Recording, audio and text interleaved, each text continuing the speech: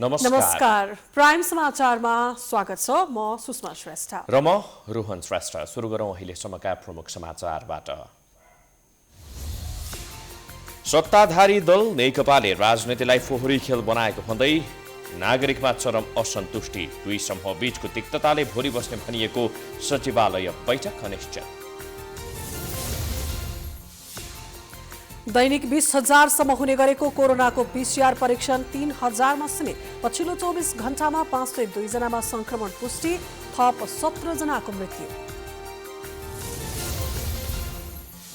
भाइ टीकाको दिन सर्वसाधारणका लागि खुला गरिने बालगोपालेश्वर मन्दिर यस वर्ष 2 दिन खुला। पर्वका नाममा काठमाडौँ महानगरपालिकाले फोहोर नउठाएपछि दुर्गन्ध बढ्दै। कोरोना महामारीको त्रासका बीच भोलिबाट सुरु हुने छठ पर्व मनाउने तयारी अन्तिम चरणमा। संक्रमणको जोखिमलाई ध्यानमा राख्दै धेरै भीडभाड नगर्न सरकारको आग्रह। सरकारले धानको समर्थन मूल्य तोके पनि कार्यान्वयन भएन। भारतबाट आयातित चामलसँग प्रतिस्पर्धा गर्न नसक्ने भएपछि नेपालको उत्पादन बिक्री नहुने चिन्ता।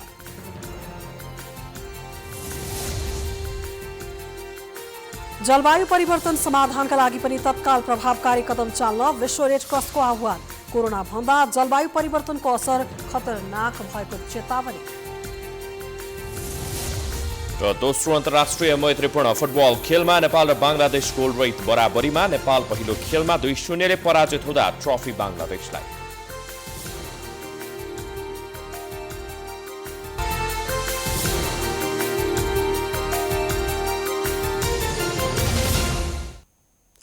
अब समाचार विस्तारमा।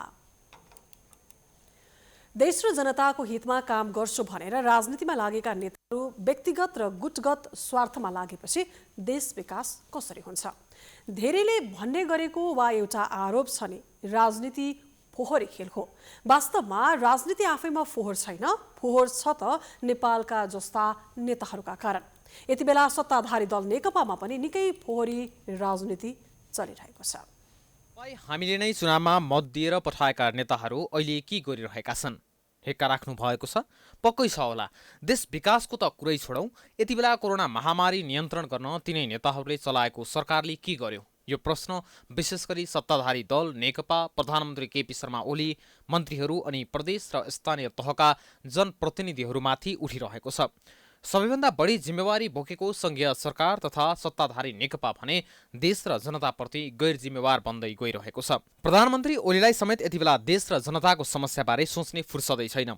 बरु आफ्नै पार्टीभित्रको विवाद कसरी मिलाउने, आफ्नो पद कसरी सुरक्षित राख्ने, पार्टीभित्रकै विपक्षीलाई कसरी तह लगाउने अनि आफ्नो गुटका नेता कार्यकर्तालाई कसरी संरक्षण गर्ने भन्नेमा ओलीको ध्यान केन्द्रित भएको देखिन्छ। र यो सब हुनुको पछाडि फोहोरी राजनीतिक खेल नै हो, जसले गर्दा नागरिक अब यो सरकारले देश र जनताका पक्षमा कुनै पनि काम गर्दैन भन्ने निष्कर्षमा पुगेका छन्। के कारणले विवाद आयो त्यसलाई समाधान गरेर विकासमै जानु पर्यो। जब त विकासमा जाँदैन राज्य भने त्यो समाधान पनि हुँदैन। मेन कुरो जड नै विकास हो। देशको विकास चाहिँ कहीँ भएको विकास कहीँ पनि छैन। विकासभन्दा खर्च धेर। देशमा विकास गर्ने बाटै छैन, कहीँ केही नै छैन, देखेकै छैन। गरिबहरूको लागि के कहाँबाट निकास निकाल्ने त्यो पनि छैन। कृषकहरूलाई कहाँबाट के गरी माथि उकास्ने त्यो पनि छैन। उद्योग धन्दा कहाँबाट सुरुवात गर्ने त्यो पनि छैन।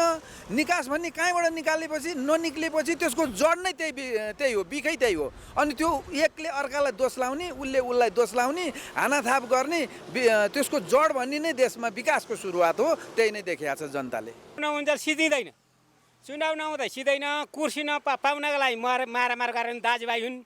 यी दाजुभाइ कहिले नाङ्गिन जास भन्छन्, अर्को नाङ्गिन जास भन्छन् होइन। आफू यी मिल्दैनन् पनि। यी कुकुर र बिराला हुन्। खानाका लागि मिले 2 वर्ष अगाडि खाना पाएन, अब फुटे फेरि मिल्छन्।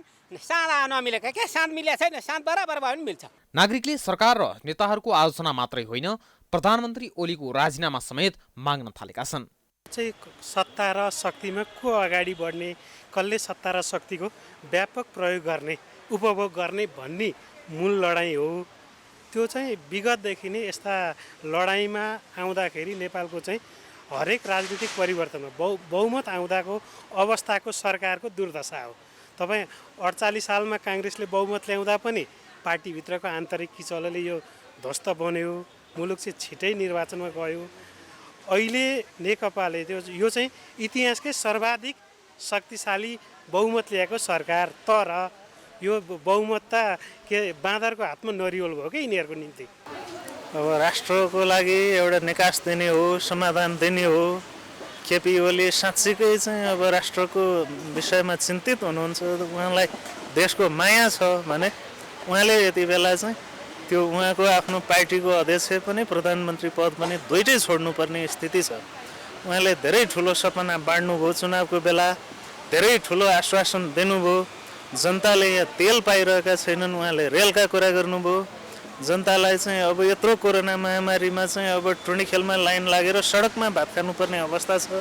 पार्टीभित्रको विवाद उत्कर्षमा पुगेका बेला प्रधानमन्त्री तथा नेकपा अध्यक्ष केपी शर्मा ओलीले महासचिव विष्णु पौडेललाई कार्यकारी अध्यक्ष पुष्पकमल दाहाललाई भेट्न खुमलटार पठाएका छन्। महासचिव पौडेल मङ्गलबार बिहान अध्यक्ष प्रचण्ड निवास खुमलटार पुगेर भोलि बुधबार बस्ने सचिवालय बैठक र अघिल्लो बैठकमा प्रचण्डले पेश गरेको प्रस्तावबारे छलफल गरेका छन्। ओली बुधबार बस्ने भनेको सचिवालय बैठकमा सहभागी नहुने पक्षमा छन्। सोही योजना अनुसार ओलीले आइतबार र सोमबार विभिन्न पक्षका नेताहरूसँग भेटवार्तालाई तीव्रता दिएका छन्। वरिष्ठ नेता माधव कुमार नेपाल, उपाध्यक्ष वामदेव गौतमलाई आइतबार र सोमबार साँझ नेताहरू देवेन्द्र पौडेल र टोपबहादुर रायमाझीलाई बालुवाटार बोलाएर ओलीले भेटवार्ता गरेका थिए। ती भेटवार्तामा ओलीले दाहालको प्रस्ताव फिर्ता लिए मात्रै बैठक बस्न सक्ने बताउँदै आएका छन्। गत शुक्रबार झण्डै 40 दिनपछि बसेको सचिवालय बैठकमा अध्यक्ष प्रचण्डले 19 पृष्ठ लामो प्रस्ताव पेश गरेका थिए, जसमा अध्यक्ष ओली सरकार र पार्टी सञ्चालन दुवैमा असफल भएको भन्दै योगदान गर्न सुझाव दिएको छ। तर ओलीले उक्त सुझावलाई आफूमाथिको प्रहार ठानेका छन्। सोही क्रममा नेता नेपाल र गौतमले समेत ओलीलाई आफ्नो कार्यशैली सच्याउन सुझाव दिइसकेका छन्। कम्युनिस्ट नेकपा सचिवालयको बुधबार बस्ने भनिएको बैठक अनिश्चित बन्दै गएको छ। प्रधानमन्त्री एवं नेकपा अध्यक्ष केपी शर्मा ओली पक्षले अर्को अध्यक्ष पुष्पकमल दाहाल पक्षलाई सचिवालय बैठक सार्न प्रस्ताव गरे पनि टुङ्गो लागेको छैन। ओली पक्ष बैठक राख्न चाहँदैन भने दाहाल पक्ष जसरी पनि बैठक बस्नुपर्ने अडानमा छ।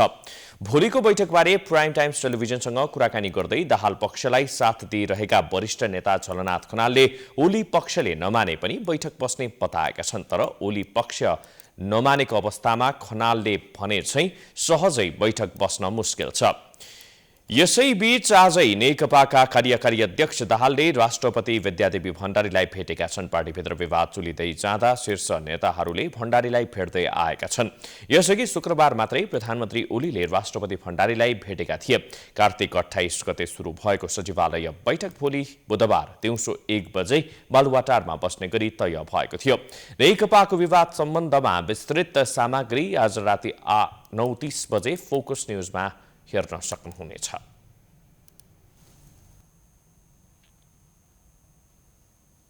पछिल्लो 24 घण्टामा 502 जनामा कोरोना भाइरसको संक्रमण पुष्टि भएको छ। यो संख्या केही महिना यताकै न्यून हो। पीसीआर परीक्षण संख्यामा पनि उल्लेख्य गिरावट आएको छ। देशभरका प्रयोगशालामा पछिल्लो 24 घण्टामा 3112 वटा मात्रै नमुना परीक्षण गरिएको थियो, जसमा 204 महिला र 298 पुरुषमा संक्रमण पुष्टि भएको हो। उनीहरूमध्ये 339 जना काठमाडौँ उपत्यकाका छन्। काठमाडौँमा 289, भक्तपुरमा 12 र ललितपुरमा 38 जना नयाँ संक्रमित थपिएका हुन्। यो सँगै नेपालमा कोरोना संक्रमितको संख्या 2,11,475 पुगेको छ। त्यस्तै कोरोनाका कारण थप 17 जनाको ज्यान गएको छ भने हालसम्म कोरोनाका कारण 1247 जनाको मृत्यु भइसकेको छ। त्यस्तै नेपालमा थप 2878 संक्रमित निको भएका छन् भने हालसम्म 1,79,242 जना निको भएका छन्। नेपालमा हाल 30,986 जना आइसोलेसनमा छन् भने 1,003 जना क्वारेन्टिनमा छन्। हालसम्म 16,17,023 वटा पीसीआर परीक्षण गरिएको स्वास्थ्य तथा जनसङ्ख्या मन्त्रालयले जनाएको छ।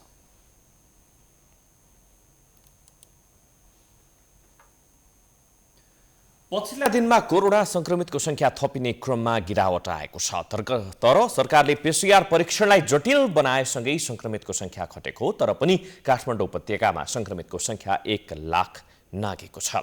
नेपालको अन्य क्षेत्रभन्दा काठमाडौँ उपत्यकामा संक्रमित हुनेको संख्या दिन प्रतिदिन बढ्दै गएको छ। कोरोना संक्रमितको संख्या दिनानुदिन बढ्दै गइरहेको छ। अन्य जिल्लाको तुलनामा काठमाडौँ उपत्यकाका 3वटा जिल्लामा कोरोना संक्रमितको संख्या धेरै रहेको छ। काठमाडौँ, ललितपुर र भक्तपुरमा मात्रै संक्रमितको संख्या 1 लाख नाघेको छ। त्यसमध्ये पनि काठमाडौँमा मात्र करिब 80,000 व्यक्ति संक्रमित भइसकेका छन्। तीमध्ये करिब 63,000 निको भएका छन् भने सक्रिय संक्रमितको संख्या करिब 16,000 छ। हाल भइरहेको अनुपातमा संक्रमित संख्या बढ्दै जाने हो भने काठमाडौँ उपत्यकाको हरेक घरमा कोरोना संक्रमित भएका व्यक्ति पाउन सकिनेछ। सबै पक्षबाट सजगता नअपनाउने हो भने नेपालमा यसको अवस्था भयावह हुन्छ। उपत्यकाका अस्पतालहरूमा बेड पाउन अप्ठ्यारो परेको छ। आइसियु र भेन्टिलेटर भरिभराउ छ। सरकारले कोरोना संक्रमण नियन्त्रण गर्न असफल भएको भन्दै आरोप लागेको छ। सरकारको गैर जिम्मेवारीपनका कारण आफूहरू कोरोनाबाट असुरक्षित भएको भन्दै सर्वसाधारणले आक्रोश व्यक्त गरेका छन्। खाने भएन, काम नगरिकन खान पाउँदैन। अब मास्क लगाएर सेनिटाइजर लगाएर हामीहरू सुरक्षित भएर बसिरहेछु, आफूभन्दा सचेत भएर बसिरहेछु हैन। काम नगरिकन हुँदैन, सरकारले केही दिँदैन। कतै केही सुरक्षा भन्ने कतै केही गरेको छैन। उही भन्ने र के अरे के भन्छ नि एउटा आनै छ नि त्यस्तै हो। त्यो पनि भन्ने बोलीले मात्रै हो, अरू केहीले पनि होइन। बोल्ने मात्रै हो, गर्ने चाहिँ केही पनि गर्दैन। अब उनीहरूको पार्टीले विभाजन भइरहेको छ, यता जनतातिर त कसले हेर्छ, कहाँको कुन नेता हेर्छ। तर सरकारले भने यथार्थभन्दा बाहिर गएर कोरोना नियन्त्रणका लागि प्रभावकारी काम गरिरहेको दावी गरेको छ। स्वास्थ्य तथा जनसङ्ख्या राज्यमन्त्री नवराज रावतले कोरोना नियन्त्रणका लागि नै सरकार केन्द्रित भएको दावी गरेका छन्। हामीले भनेका भनेछौँ, हामीले प्रचार गरेका गरेछौँ, मोबाइल मार्फत प्रचार गरेका छौँ, मिडियाले तपाईँहरूले प्रचार गरिरहनु भएको छ, हाम्रा कुरा तपाईँहरूले आम रूपमा नागरिकलाई सुनाइरहनु भएको छ।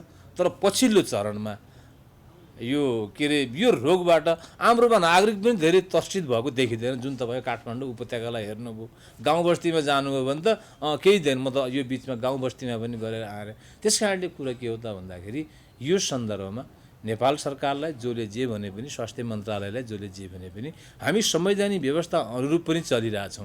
नेपालको संविधानको धारा 35मा स्वास्थ्य सम्बन्धी हकको बारेमा उल्लेख गरिएको छ। धारा 35को उपधारा 1मा प्रत्येक नागरिकलाई राज्यबाट आधारभूत स्वास्थ्य सेवा निःशुल्क प्राप्त गर्ने हक हुने र कसैलाई पनि आकस्मिक स्वास्थ्य सेवाबाट वञ्चित नगरिने गरी सुनिश्चितता गरिएको छ। तर सरकारले संविधान र नियम कानुन विपरीत जनताको उपेक्षा गरिरहेको छ। तर सरकारले संविधान र नियम कानुन विपरीत जनताको उपेक्षा गरिरहेको छ। भाइटिकाको दिन मात्र सर्वसाधारणका लागि खुला गरिने रानीपोखरी स्थित बालगोपालेश्वर मन्दिर यस वर्ष 2 दिन खुला गरियो। हिजै भाइटिका भए पनि यस वर्ष आज नेवार समुदायले भाइटिका मनाएकाले मन्दिर आज पनि खुला गरिएको हो। तिहारमा रानीपोखरीको बालगोपालेश्वर मन्दिर 2 दिन खुला गरिएको छ। मंगलबार नेवार समुदायका केही समूहले भाइटिका लगाउने भएपछि काठमाडौँको रानीपोखरी स्थित बालगोपालेश्वर मन्दिर खुला गरिएको हो। यस अघि सोमबार पनि भाइटिकाका अवसरमा बालगोपालेश्वर मन्दिर खुला गरिएको थियो। सो मन्दिर वर्षको 1 दिन भाइटिकाका दिन मात्र सर्वसाधारणका लागि खुला गरिँदै आएको थियो। दिदीबहिनी नहुने दाजुभाइले बालगोपालेश्वर मन्दिरमा पुगेर पूजाआजा गरी टीका लगाउने प्रचलन रहेको छ। यसपटक सोमबार र मंगलबार टीका लगाउने भएपछि मन्दिरलाई 2 दिन नै खुला गरिएको हो। राजा प्रताप मल्लले बनाएको रानीपोखरी स्थित बालगोपालेश्वर मन्दिरमा दिदीबहिनी नहुने दाजुभाइहरूले मन्दिरमा पूजाआजा गरेर टीका लगाउने चलन रहेको छ। मंगलबार नेवार समुदायको भाइटिकालाई लक्षित गरी रानीपोखरीको बीच भागमा अवस्थित बालगोपालेश्वर मन्दिर खुला गरिएको हो।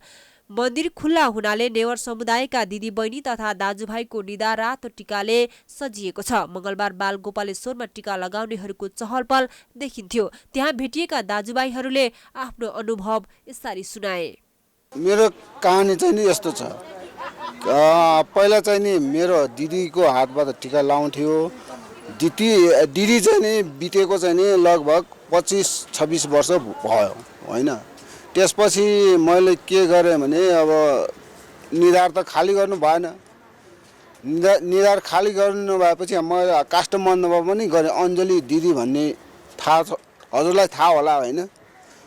बुढी अहिले त बुढी भइसक्यो। अब उसको हात पनि 2-3 चोटि टीका लगाएको। अनि पछि अब त्यहाँ ऊ भयो। अनि यहाँ आउन थालेको धेरै भयो। म त 5 वर्ष भयो, कोही पनि छैन, म एउटा मात्र हाम्रो सन्तान। कोरोना संक्रमणको जोखिम कम गर्न यसपटक काठमाडौँ महानगरपालिकाका कर्मचारीले रानीपोखरी प्रवेश गर्नेलाई मास्क प्रदान गरी शरीरको तापक्रम नापिरहेका छन्। त्यसै गरी सेनिटाइजरले हात सफा गर्न अनिवार्य बनाइएको छ। उक्त मन्दिर 2072 सालको भूकम्पका कारण क्षतिग्रस्त भएपछि 5 वर्षसम्म पुनर्निर्माणका कारण बन्द रहेको थियो। तर अहिले पुनर्निर्माण सम्पन्न भएपछि तिहारमा टीका लगाउन सर्वसाधारणका लागि खुला गरिएको हो। क्यामेरामा सुमन नेरौलाका साथ लक्ष्मी विश्वकर्मा, काठमाडौँ। काठमाडौँमा तिहारको फोहोर समयमै नउड्दा दुर्गन्ध फैलिन थालेको छ। घरभित्र फोहोर राख्ने ठाउँ नभएपछि टोलका विभिन्न स्थानमा स्थानीयले फोहोर थुपार्न थालेका छन्। काठमाडौँ महानगरपालिकाले समयमा फोहोर नउठाउँदा वातावरण प्रदूषण बढिरहेको बताइएको छ।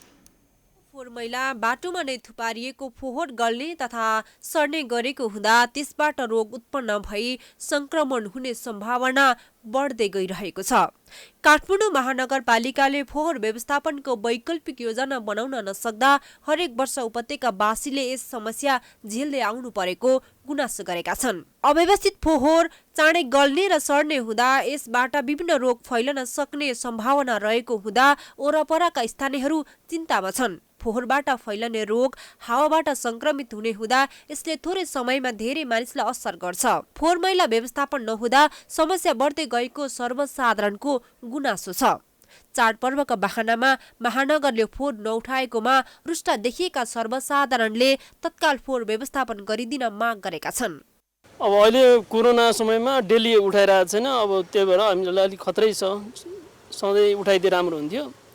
अब सधैँ आइराख्नु भएको छैन, उठाउनु डेली आइराख्नु भएको छैन। त्यही नै हो, अरू त असर त अब चाहिँ कसैले भन्नै पर्दैन, त्यतिको असर परिरहेको छ। उनीहरूले हेरिदिनु पर्ने हो, खास स्थानीयले हेर्नुपर्ने। मेन चाहिँ अब यहाँबाट वडा छ, उनीहरूले पनि देखिरहेको छ होला नि त, त्यही पनि अब वास्ता गर्दैन। इम्प्याक्ट चाहिँ पुरै परेको छ नि, त्यही पनि बाध्यता के गर्ने। अब त्यो चाहिँ फोहोर छ भनेर पसल नखोलेर बस्नु पनि भएन होइन, उनीहरूले हेरिदिनु पर्ने हो। फोहोर मैला थुप्रिएर सडक, चोक र गल्लीहरू दुर्गन्धित बनिसक्दा पनि महानगरका कर्मचारीहरू भने तिहार मनाउन व्यस्त छन्। महानगरका प्रतिनिधिलाई हामीले पटक पटक सम्पर्क गर्न खोज्दा मोबाइल नै उठाएनन्। समाजमा भयावह अवस्था निम्ताउन सक्ने यस्तो संवेदनशील विषयमा समेत सरकार तथा जिम्मेवार निकाय मौन रहेका छन्। जनचेतनाको अभावलाई फोहोर व्यवस्थापनको मुख्य समस्याका रूपमा मानिन्छ। फोहोर व्यवस्थापन सम्बन्धी अहिलेसम्म प्रभावकारी रूपमा कुनै जनचेतनामूलक कार्यक्रम भएका छैनन्। घरायसी तथा औद्योगिक फोहोर मैलालाई वर्गीकरण गरी व्यवस्थापन गर्ने तर्फ पनि कुनै पहल गरिएको छैन। काठमाडौँ उपत्यकामा दैनिक 1500 टन भन्दा बढी फोहोर जम्मा हुने गरेको छ। क्यामेरामा सुमन नेरौलाका साथ लक्ष्मी विश्वकर्मा, काठमाडौँ। समाचारको सिलसिला जारी छ, हामी विश्रामपछि आउँछौँ।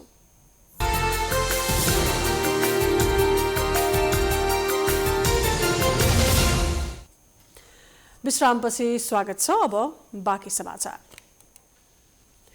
कोरोना महामारीको त्रासका बीच हिन्दू धर्मावलम्बीहरूले तराईमा छठ पर्वको तयारी गरेका छन्। अस्ताउँदो र उदाउँदो सूर्यलाई अर्घ दिएर मनाउने 4 दिवसीय छठ पर्व बुधबार नहाई खाई विधिवत रूपमा सुरु हुँदैछ। कोरोनाको जोखिमलाई ध्यानमा राख्दै जिल्ला प्रशासन कार्यालयले छठ पर्वमा भिडभाड नगर्न तथा घरमै मनाउन सूचना जारी गरेको छ। तर पनि तराईका विभिन्न जिल्लामा जलाशयमा छठ पर्वका लागि सरसफाई, घाट बनाउने र सजाउने काम अघि बढेको छ। छठ पर्व मनाउन स्थानीयको हटिया तथा बजारमा आवश्यक सामग्री किन्न भिड लागेको छ। स्थानीय प्रशासनले घर परिवारमै बसेर छठ पर्व मनाउन निर्देशन र आग्रह दिएपछि यस वर्ष छठघाट सरसफाईमा सुरक्षाकर्मी देखिएका छैनन्। तर जलाशय किनारमै पर्व मनाउने भन्दै अधिकांश व्रतालु आफ्नो घाटको सरसफाईमा जुटेका छन्। सप्तरीका प्रमुख जलाशय कल्टु पोखरी, पूर्णी पोखरी, तुरन्ती पोखरी, सप्तकोशी नदी लगायत विभिन्न खोला तथा पोखरी र तालतलैयाको किनारमा श्रद्धालुको सरसफाई र सजावट गर्न सुरु गरिसकेका छन्। सर्वसाधारणले आवश्यक सावधानी अपनाउँदै जलाशय किनारमै छठ पर्व मनाउने बताएका छन्। छठ पर्व चाहिँ दीपावली जस्ता चाहिँ यो हाम्रो धार्मिक सांस्कृतिक अधिकार पनि हो र यसमा छठ मनाउँदाखेरि मात्रै कोरोना हुन्छ त्यस्तो होइन। यो राजनीतिक दलहरूको सबै प्रोग्रामहरू भइरहेछ। प्रशासनिक निकायमा चाहिँ अफिसहरू खुलेकै छ, त्यहाँ पनि जमाते हुन्छ भिडहरूको। र राजनीतिक दलको पनि सभा सम्मेलन सबै हुँदाखेरि पुरै जमात हुन्छ, त्यसमा कोरोना हुँदैन। र प्रशासनको चाहिँ कर समेतको चाहिँ जुन प्रशासनिक अफिसहरूमा जुन पब्लिकको चाहिँ भिड रहन्छ त्यसमा कोरोना हुँदैन। यो कता न कतै हाम्रो धार्मिक आस्थालाई चाहिँ मात्रै चाहिँ बर्बाद पार्ने र हाम्रो धार्मिक अधिकारलाई चाहिँ हनन गर्ने प्रक्रिया चाहिँ अप्नाइरहेछ सरकार। यो चाहिँ राम्रो भइरहेको छैन। यो राष्ट्रको लागि पनि राम्रो हुँदैन र समाजको लागि पनि राम्रो हुँदैन। यसमा सचेत हुनु सरकारी निकायले नै जरुरी देखिरहेको छु। केही व्रतालुले भने कोरोना संक्रमणका कारण घरमै छठ पर्व मनाउने तयारी गरेका छन्। छठ पर्व जलाशय किनारमै मनाउने परम्परा रहे पनि कोरोनाको जोखिमका कारण यसपल्ट घरकै छतमा अस्थायी सानो पोखरी निर्माण गरी छठ पर्व मनाउने बताएका छन्। कोरोनाको जोखिम छँदैछ, प्रशासनले पनि अब आग्रह गरिराखेको छ। आग्रह गरेर के गर्ने, अब घरैमा अब पोखरी सानो बनाएर घरैमा मनाउने विचारमा छ। कसरी घरमा कसरी मनाउने? घरमा आफै पोखरी खनेर या छतमा भयो भने छतमा पोखरी आफ्नै सानो बनाएर सूर्यको भगवानको दर्शन अरू त्यही घरैमा विचार गर्ने बनाउने छ। बुधबार न्याय खाई विधिबाट सुरु हुने छठ पर्व बिहिबार खरना, शुक्रबार सजिया घाट र शनिबार बिहान उदाउँदो सूर्यलाई अर्घ दिएर छठ पर्वको समापन गरिन्छ। इच्छाएको मनोकामना पूर्ण हुने, चर्मरोगबाट मुक्ति तथा सम्पूर्ण परिवारको कल्याणका लागि छठ पर्व मनाउने गरिएको छ। प्रधानमन्त्री केपी शर्मा ओलीको ताप्लेजुङका हिमाली गाउँ ओखलढुङ्गा ओलाङचुङ गोला र घुन्चा भ्रमण कार्यक्रम स्थगित भएको छ। प्रधानमन्त्रीले आगामी 5 गते शुक्रबार नेपाल चीन सिमाना टिप्तताल भन्ज्याङ र ओलाङचु गोलाको सीमा सुरक्षा पोस्ट अवलोकन तथा घुन्चा फाउन्डेसनको भवन उद्घाटन गर्ने कार्यक्रम तय भएको थियो। उनले घुन्चाका स्थानीयलाई सम्बोधन गर्ने कार्यक्रम समेत रहेको थियो। भ्रमण तयारीका लागि सदरमुकाम फोङलिङबाट आज ओलीका समर्थक तथा सुरक्षाकर्मीहरू त्यहाँ जाने तयारीमा थिए। फोङलिङ नगरपालिका प्रमुख छत्रपति प्याकुरेलको अगुवाईमा जान लागेका संयौं कार्यकर्ता ट्याक्सी काउन्टरबाटै फर्किएका छन्। प्रधानमन्त्रीको सचिवालयबाट कार्यक्रम स्थगनको मौखिक जानकारी आएको प्रमुख जिल्लाधिकारी झरेन्द्र चापागाईले बताएका छन्। सत्तारूढ नेकपामा बढ्दै गएको विवादका कारण प्रधानमन्त्री एक पार्टी अध्यक्ष ओलीले भ्रमण स्थगित गरेको हुन सक्ने बुझिएको छ।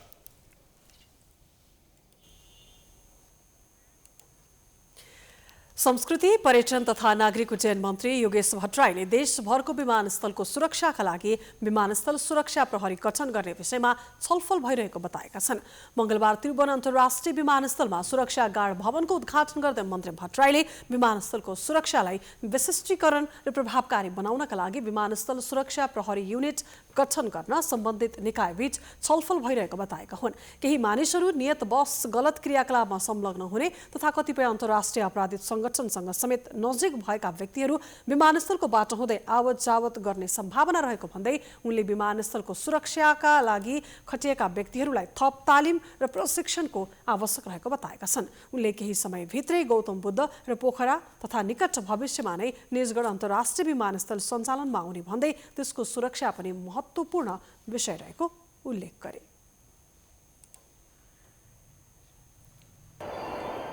नजिक भएका र त्यस्तासँग सहकार्य गर्ने व्यक्तिहरू पनि विमानस्थलको बाटो हुँदै आवत जावत गर्ने त्यो सम्भावना रहन्छ। त्यस्तो अवस्थामा हाम्रो सुरक्षा निकायको क्षमता र उसले विमानस्थलको सुरक्षा सम्बन्धमा गर्नुपर्ने कामहरूको विषयमा थप तालिम, थप प्रशिक्षण आवश्यक छ र त्यसकारण मैले त्यसलाई विशिष्टीकरण गर्दै जानुपर्छ भनेको हो। यस सन्दर्भमा केही समयदेखि हामी छलफलमा छौँ। कार्यक्रममा नागरिक उड्डयन प्राधिकरणका महानिर्देशक राजन पोखरेलले त्रिभुवन विमानस्थलको विकास र स्तरोन्नतिको कार्य तीव्र ढङ्गले अघि बढिरहेको जानकारी दिए। राष्ट्रिय विमानस्थलको धावन मार्ग उत्तरपट्टि ट्याक्सी मार्गलाई धावन मार्गसँग जोड्ने, इन टु इन जोड्ने हामीले काम सुरु गरिसकेका छौँ र साथसाथै त्यहाँ 24वटा वायुयान विचार गर्ने क्षमताको विमानस्थल उपलब्ध हुनेछ। र यसै वर्ष हामी दक्षिणपट्टि पनि इन टु इन ट्याक्सीवे करिब 1200 मिटर लम्ब्याउँछौँ। यसबाट हाम्रो धावन मार्गको क्यापासिटी करिब 15% बढ्ने हामीले अनुमान गरेका छौँ। त्रिभुवन विमानस्थलमा खटिएका सुरक्षाकर्मीलाई आराम गर्नका लागि सुरक्षा गार्ड भवन निर्माण गरिएको र यसले विमानस्थलको सुरक्षामा खटिएकाहरूको मनोबल उच्च हुने विश्वास लिएको विमानस्थलले जनाएको छ। 350 जना सुरक्षाकर्मी अट्ने भवन सञ्चालनमा आएसँगै विमानस्थलको सुरक्षामा खटिने सुरक्षाकर्मीले विमानस्थलभित्रै स्तरीय आवास सुविधा पाउने भएका छन्। हिमाली र उच्च पहाडी जिल्लाका विभिन्न स्थानमा हिमपात भएको छ। हिमपातसँगै बढेको चिसोले जनजीवन पनि प्रभावित भएको छ। हुम्ला, डोल्पा, मुस्ताङ र उत्तरी गोर्खामा हिउँ परेको छ। लुम्बिनी प्रदेशमा पर्ने पूर्वी रुकुमको दुले भन्ने स्थानमा पनि हिमपात भएको छ। जल तथा मौसम विज्ञान विभागको मौसम पूर्वानुमान महाशाखाले पश्चिमी वायुको प्रभावले आगामी 3 दिन देशका अधिकांश स्थानमा वर्षा हुने र उच्च पहाडी तथा हिमाली भूभागका केही स्थानहरूमा हल्कादेखि मध्यम हिमपात हुने जनाएको छ। हाल देशको सुदूरपश्चिम प्रदेश, कर्णाली प्रदेश, लुम्बिनी, गण्डकी र बागमती प्रदेशका आंशिकदेखि सामान्य बदली भई केही स्थानहरूमा वर्षा तथा हिमपात भइरहेको छ। उपल्लो मुस्ताङको तापक्रम -20 डिग्री झरेको छ। मुस्ताङका जोंसोम, मुक्तिनाथ, लोमङथाङ, छोसेर, कोरला, छोनुप, सम्जुङ, चुमजुङ, नाम्डो, चराङ, मराङ लगायत बस्तीमा हिमपात भएको छ। हिमपातसँगै खोला, पदेरा र धारामा पानी जमेको छ। यस्तै मनाङमा तापक्रम -8 डिग्रीमा झरेको छ। मनाङको ढेङस्याङ गाउँपालिकामा पर्ने होमडे, मनाङ, रावलधार लगायतका ठाउँमा हिम परेको छ। माथिल्लो क्षेत्रको थोराङला पास, बेस क्याम्प, या खर्च, तिलिचो क्षेत्रमा पनि हिमपात भइरहेको छ। यस्तै मौसम बदलीसँगै उत्तरी गोर्खाका लौ, सामागाउँ, चुमचेत, छेकम्पार लगायतका क्षेत्रमा पनि हिमपात भएको छ। हिमपातका कारण माथिल्लो क्षेत्रमा करू र गाउँ लगाउने काम रोकिएको छ। यस्तै डोल्पा जिल्लाको माथिल्लो र तल्लो भागमा पनि विभिन्न स्थानमा वर्षासँगै परेको हिमपातले जनजीवन कष्टकर बनेको छ। त्यसैगरी तल्लो डोल्पामा पर्ने सहरताल, दुनै, जुफाल, रह, त्रिपुराकोट, पहाड, काइग, रिमी, नर्कु, ल्या, लिकुल लगायतका गाउँ बस्तीमा पनि हिमपात भएको छ। यसैगरी म्याग्दीको धवलागिरी गाउँपालिकामा पर्ने गुर्जा र अन्नपूर्ण हिमालका 6 घोरे पानीमा पनि चिसो बढेपछि जनजीवन कष्टकर भएको छ।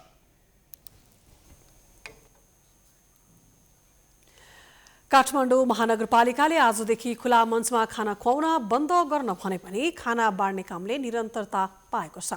कोभिड-19 संक्रमणको जोखिमलाई मध्यनजर गरी खुला मञ्चमा खाना नखुवाउने भनिए पनि मानिसहरू बिहानैदेखि लामबद्ध भएर खाना खान तयार भएका थिए। महानगरपालिकाले मङ्सिर 2 गतेदेखि खुला मञ्चमा भेला गराएर नभई कुनै पनि ठाउँमा व्यवस्थित गरी खाना खुवाउन स्वयंसेवीहरूलाई आग्रह गरेको थियो। सोही अनुसार आजदेखि खुला मञ्चमा खाना नखुवाउने सम्झौता पनि भएको थियो। तर खाना खुवाउनको लागि उचित ठाउँको व्यवस्था गर्न नसकिएकाले फेरि पनि खुला मञ्चमा नै खाना खुवाउन आफूहरू बाध्य भएको अभियन्ताहरूले बताएका छन्। खाना खान आउने मानिसहरू भने खुला मञ्चमा खाना वितरण गर्ने कार्यलाई महानगरपालिकाले रोक्न लागेको भन्दै आक्रोश व्यक्त गरेका थिए। तर काठमाडौँ महानगरपालिकाले अव्यवस्थित रूपमा खाना खुवाउँदा संक्रमण फैलने डर भएको भन्दै खुला मञ्चमा खाना खुवाउने अभियान बन्द गर्न आग्रह गरेको हो। नहर अतिक्रमणका कारण सुनसरी मोरङ सिँचाइ आयोजना सङ्कटमा परेको छ। अतिक्रमित जमिन खाली गराउन सम्बन्धित निकायले चासो नदिएका कारण नहर र आसपासमा घर टहरा बन्ने क्रम रोकिएको छैन, जसका कारण सिँचाइ आयोजना प्रभावित बन्दै गएको छ। घर टहरा निर्माणले नहर अतिक्रमण हुँदै गएको छ। घर टहरा हटाउन सिँचाइ आयोजना स्थानीय तह र प्रशासन बीच समन्वय नहुँदा सिँचाइ आयोजना सङ्कटमा पर्दै गएको छ। आयोजनाले नहरको डिलमा कुनै प्रकारको अतिक्रमित गतिविधि नगर्न पटक पटक सार्वजनिक सूचना नै जारी गरेको छ। तर सिँचाइ आयोजनाको आग्रहलाई अठेर गर्दै सुनसरीको चतरादेखि मोरङको केरौवनसम्म 100 घर टहरा निर्माण भएका छन्। सुनसरीको रामधुनी र इटहरीको खनार क्षेत्रमा नहर अतिक्रमण गरी घर टहरा बनाउँदा नहर सङ्कटमा परेको हो। निश्चित रूपमा अतिक्रमण केही बढेकै छ। हामीले नियन्त्रण गर्न खोज्दाखेरि पनि शान्ति सुरक्षाका कुराहरू आउन सक्छ।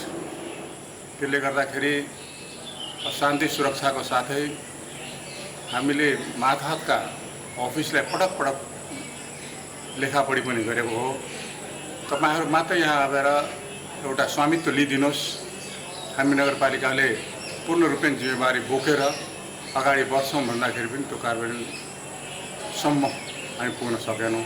सिँचाइको पानीलाई समेत असर पार्ने देखिएपछि 2072 सालमा बल प्रयोग गरेर नहर आसपासका घर टहरामा डोजर लगाइएको थियो।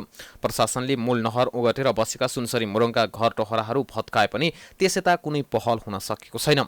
सिँचाइ आयोजना स्थानीय तह र प्रशासन बीच समन्वय नहुँदा अतिक्रमित क्षेत्रका कारण नहर मर्मत र निर्वाध रूपमा पानी किसानको खेतसम्म पुर्याउन समस्या देखिएको आयोजनाका प्रमुखको भनाइ छ। वास्तवमा यो नहरको मर्मत कालको लागि बनाइएको सर्भिस रोड हो।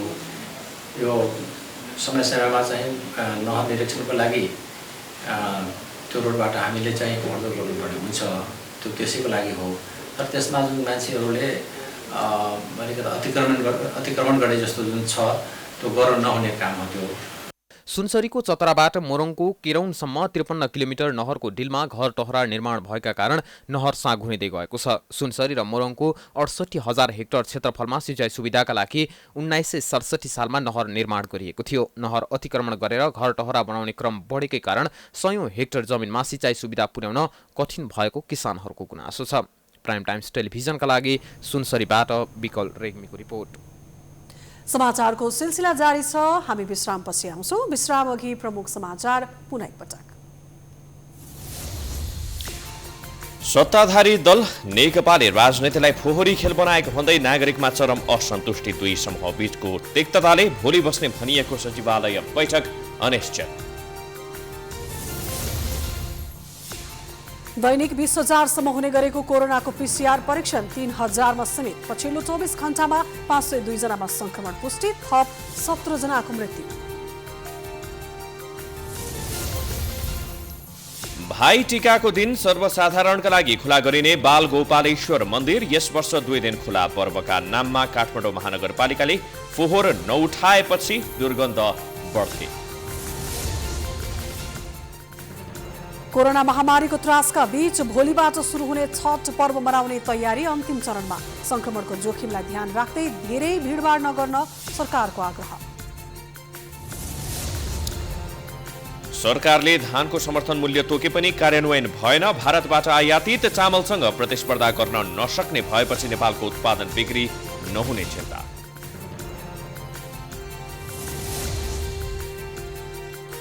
जलवायु परिवर्तन समाधानका लागि पनि तत्काल प्रभावकारी कदम चाल्न विश्व रेड क्रसको आह्वान। कोरोना भन्दा जलवायु परिवर्तनको असर खतरनाक भएको चेतावनी।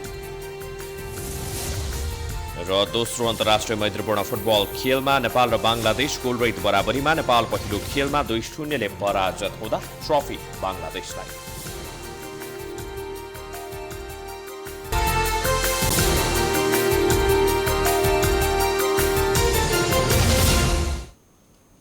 विश्रामपछि स्वागत छ। अब आर्थिक समाचार।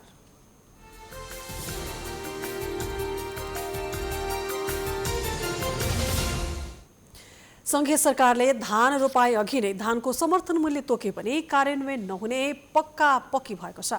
धानको समर्थन मूल्य सरकारले कार्यान्वयन गर्न नसक्दा भारतबाट आयात हुने चामलसँग मूल्यमा प्रतिस्पर्धा गर्न नसक्ने भएकाले नेपालमा उत्पादन भएको चामल समेत बिक्री नहुने निश्चित भएको छ। सरकारले धान भित्राउनु अघि नै समर्थन मूल्य निर्धारण गरे पनि त्यो मूल्य कार्यान्वयन गर्न नसक्दा भारतबाट अत्याधिक मात्रामा चामल नेपाल आयात हुने भएको छ। किसानको धान घरमै रहने भएकाले चामलको मागलाई धान्नका लागि व्यापारीहरूले चामलको आयातमा वृद्धि गरेसँगै नेपालमा उत्पादन भएको चामलको बिक्रीमा भने अवरोध पुग्ने निश्चित भएको छ। प्रदेशका कुल 4,000 सहकारी संस्थाहरूमध्ये 1,700 वटा कृषि सहकारीले धान किन्ने भन्दै आवेदन दिए पनि उनीहरूले धान किनेका छैनन्। खास गरी भारतबाट ठूलो परिमाणमा आयात हुने सस्तो चामलका कारण सहकारीहरू सरकारले तोकेको समर्थन मूल्यमा धान खरिद गर्न तयार नभएपछि नेपाली किसानहरू अहिले मर्कामा परेका छन्। सरकारकै कमजोरीका कारण रूपन्देहीको बेलहिया भन्सार नाकाबाट मात्र एक वर्षमा न्यूनतम 2 लाख मेट्रिक टन चामल र कनिका आयात हुने गरेको तथ्याङ्क भन्सार कार्यालयले राखेको छ। त्यस्तै कपिलवस्तुको कृष्णनगर, नवलपरासी पश्चिमको महेशपुर, ठुटीबारी र बाँकेको जमुना नाकाबाट पनि सोही परिमाणमा भारतीय चामल आयात हुँदै आएको छ। नेपालमा आयात हुने भारतीय मोटा चामलको बजार मूल्य हाल प्रति क्विन्टल 2900 रुपियाँ रहेको छ। तर समर्थन मूल्यमा खरिद गरिने नेपाली धानको चामल प्रति क्विन्टल 3200 रुपियाँ पर्न जाने भएपछि कालोबजारी गर्ने दलाल र सहकारी सञ्चालक बीचको अवैध साँठगाँठका कारण भारतीय चामलको आयातलाई नै प्रदेश सहकारीहरूले प्राथमिकता समेत दिएका छन्। सरकारले तय गरेको मूल्यमा धान खरिद नगर्ने त्यहाँका सहकारीहरूले जनाएका छन्। भारतीय चामल सस्तो भएकाले भोलि धान चामल बिक्री गर्न गाह्रो हुने र नोक्सान बेहोर्नुपर्ने भन्दै सहकारी सञ्चालकहरू सरकारसँग बार्गेनिङ समेत गर्दै आएका छन्। सरकारले समर्थन मूल्यलाई प्रभावकारी र सफल कार्यान्वयन गर्ने हो भने आयात हुने चामल र कनिकाको भन्सार महसुल बढाउनुको विकल्प समेत नभएको सम्बन्धित क्षेत्रका विज्ञहरूले बताउँदै आएका छन्। सरकारले बनाएको धान खरिद निर्देशिकामा किसानलाई रकम भुक्तानी चेक मार्फत मात्रै गर्ने भनिएकाले पनि बैंक खाता र सहकारीका सदस्य नहुने किसानले समर्थन मूल्यमा धान बेच्न नसक्ने समेत किसानले जनाएका छन्। प्रदेश कृषि विकास निर्देशनालयका अनुसार लुम्बिनी प्रदेशमा 13,25,000 मेट्रिक टन, रूपन्देहीमा सबैभन्दा बढी 2,85,000 मेट्रिक टन, बर्दियामा 2,56,000 मेट्रिक टन, कपिलवस्तुमा 2,48,000 मेट्रिक टन, दाङमा 1,73,000 मेट्रिक टन, बाँकीमा 1,60,000 मेट्रिक टन र नवलपरासी पश्चिममा 93,000 मेट्रिक टन भन्दा बढी धान उत्पादन हुँदै आएको छ। सरकारले मोटा धानको मूल्य प्रति क्विन्टल 2,735 र मध्यम धानको 2,885 रुपियाँ तोकेको थियो। आर्थिक वर्ष 2077-78 को नीति तथा कार्यक्रममा कृषकको लागतका आधारमा उत्पादनको उचित मूल्य प्राप्त गर्ने गरी कृषि उपजको बजारीकरणको प्रबन्ध गरिने भनिए अनुसार बाली लगाउनु अघि नै मूल्य तोकिएको थियो। तर सो कार्यान्वयन गर्न सरकार असफल हुन पुगेको छ। प्राइम टाइम्स टेलिभिजनका लागि रोशन कार्कीको रिपोर्ट। समाचार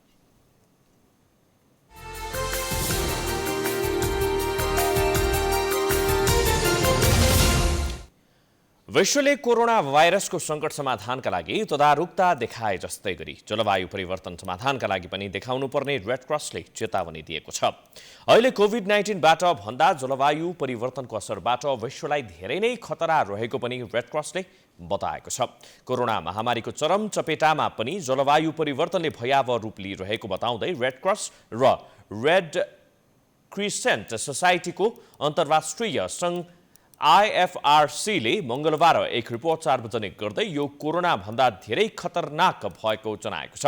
रिपोर्ट अनुसार 1960 को दशकपछि हरेक वर्ष विश्वलाई नै प्रभावित पार्ने 100 भन्दा धेरै ठूला विपत्ति आए। ती अधिकांश जलवायु परिवर्तन सम्बन्धी नै थिए र त्यसबाट 5 करोड भन्दा धेरै मानिस प्रभावित भएको रिपोर्टमा उल्लेख छ। साथै रेड क्रसले जलवायु परिवर्तनका लागि काम गर्न अझै दिगो काम र लगानीको आवश्यकता पर्ने पनि जनाएको छ। 2019मा मात्रै विश्वभर 308 प्राकृतिक विपत्ति आए र त्यसबाट 24,000 मानिसको मृत्यु भयो। ती विपत्तिमध्ये 77% जलवायु परिवर्तनबाट सिर्जित थिए। साथै जलवायु परिवर्तन सम्बन्धी विपदले गर्दा पछिल्लो दशकमा मात्रै 4,10,000 भन्दा धेरै मानिसको ज्यान गएको छ। यसरी यसको नोक्सान पार्ने धेरै जसो अति विपन्न देश छन्। यस्तै रेड क्रसले जलवायु परिवर्तनको असर न्यूनीकरणका लागि अन्तर्राष्ट्रिय समुदायलाई आग्रह गरेको छ।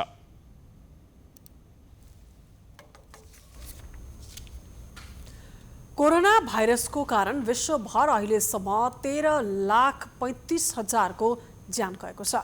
हालसम्म विश्वभरका 5,55,00,000 व्यक्तिमा कोरोना भाइरस संक्रमण पुष्टि भइसकेको छ। संक्रमित मध्ये 3,86,00,000 संक्रमण मुक्त भएका छन्। उपचाररत 1,55,00,000 मध्ये 1,00,000 को अवस्था गम्भीर रहेको छ। सबैभन्दा बढी प्रभावित अमेरिकामा 1,15,00,000 बढी व्यक्तिमा कोरोना देखिएकोमा 70,00,000 संक्रमण मुक्त भएका छन्। त्यहाँ 2,52,000ले ज्यान गुमाएका छन्। यता भारतमा 88,75,000 मा संक्रमण देखिँदा 1,30,000 भन्दा बढीले ज्यान गुमाएका छन्। भारतमा करिब 83,00,000 उपचारपछि निको भएका छन्। त्यस्तै ब्राजिलमा 58,77,000 मा संक्रमण हुँदा 1,66,000ले ज्यान गुमाएका छन् भने 5,22,000 भन्दा बढी निको भएका छन्। अब खेलकुद समाचार।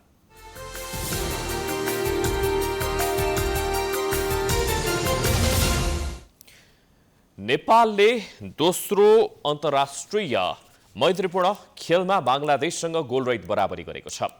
केही बेर अघि ढाकास्थित बङ्गबन्धु रङ्गशालामा सम्पन्न खेलमा बङ्गलादेश विरुद्ध निकै आक्रामक खेल खेले पनि नेपालले गोल गर्न सकेन।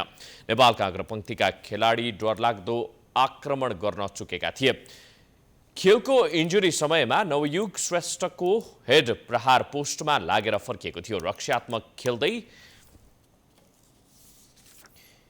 काउन्टर अट्याकमा जोड दिएको बङ्गलादेशले पनि उत्कृष्ट आक्रमण गर्न सकेन। आज बङ्गलादेश विरुद्ध नेपालका छिरिङ गुरुङ, पूजन उपरकोटी र सेसेहाङ आङदाम्बेले डेब्यू गरेका थिए। मुजिब वर्ष फिफा अन्तर्राष्ट्रिय फुटबल सिरिज अन्तर्गत पहिलो मैत्रीपूर्णमा भने बङ्गलादेशले नेपाललाई 2-0 हराएको थियो। समग्रमा 2-0 जित हात पार्दै ट्रफी बङ्गलादेशले आफ्नो पोल्टामा पार्यो। फिफा विश्वकप छनौटको दोस्रो चरणमा खेलिरहेको नेपालले तयारीका लागि बङ्गलादेशसँग 2 मैत्रीपूर्ण खेल खेलेको हो। कतारमा 2022 मा हुने विश्वकप र चीनमा 2023 मा एसियन कप छनौटमा नेपालले अब 3 घरेलु खेल खेल्न बाँकी रहेको छ।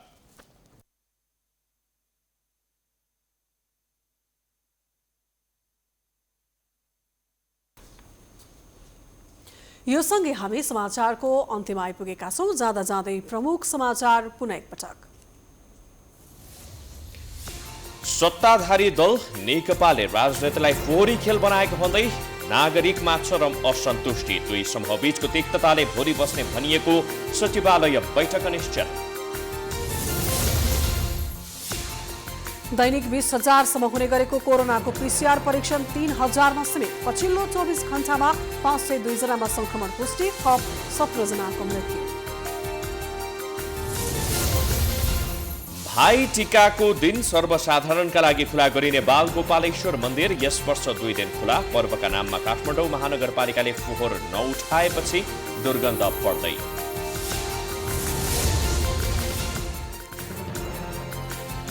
कोरोना महामारीको त्रासका बीच भोलिबाट सुरु हुने छठ पर्व मनाउने तयारी अन्तिम चरणमा। संक्रमणको जोखिमलाई ध्यान राख्दै धेरै भीडभाड नगर्न सरकारको आग्रह।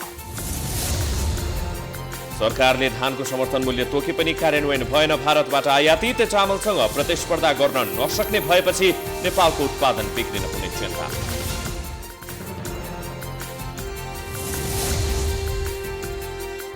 जलवायु परिवर्तन समाधानका लागि पनि तत्काल प्रभावकारी कदम चाल्न विश्व रेड क्रसको आह्वान।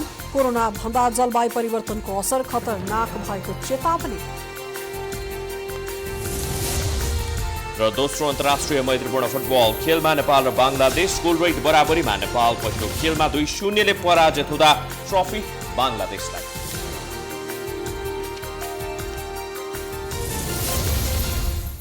प्राइम समाचार अहिलेलाई सकियो। यसपछिको प्रस्तुति जनता जान्न चाहन्छन् प्रेसित हमलाको साथमा। प्राइम टाइम टेलिभिजन नमस्कार।